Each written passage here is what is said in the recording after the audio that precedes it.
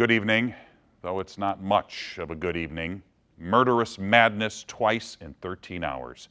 A 21-year-old man slaughtered 20 people and injured 26 more at a Walmart store in El Paso. And then in Dayton, Ohio, another terrorist killed 9 people and injured 16. It's a shock for all of us, but one that's all too familiar. Tonight, we're going to bring you all the newest information on these mass shootings, plus talk with experts about possible solutions and how to best protect yourself in these soft target situations. We're going to try and get through this together. This is 5 on Your Side at 10.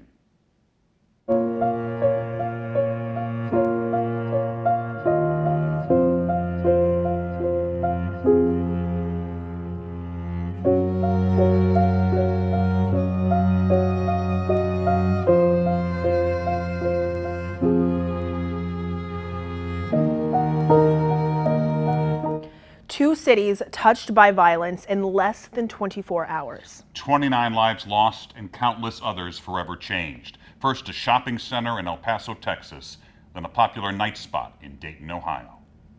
And we need to love one another again. In El Paso, prayers and support the day after terror. Yeah, pop, pop, pop, pop, pop, pop, pop, pop, pop. It just increased the rapid fire to get as much people as could to kill. Police say one gunman saturated a shopping center with gunfire before he surrendered to police. 20 lives were lost. I got tired of waiting and waiting and waiting, and I just want to know where my mom is. The gunman, armed with an AK-47 style rifle, identified as Patrick Crusius. Police believe he drove from the Dallas area to El Paso. About 20 minutes before the shooting started, he posted a manifesto, including racist and anti-government views.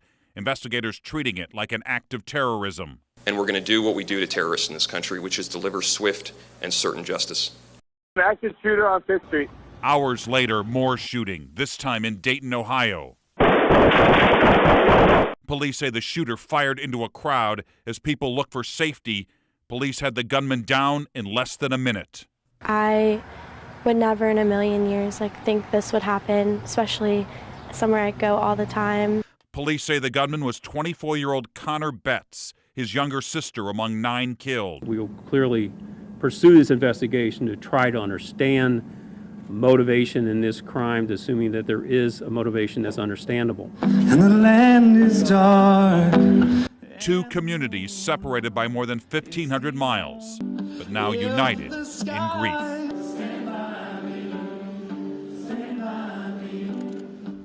How to spot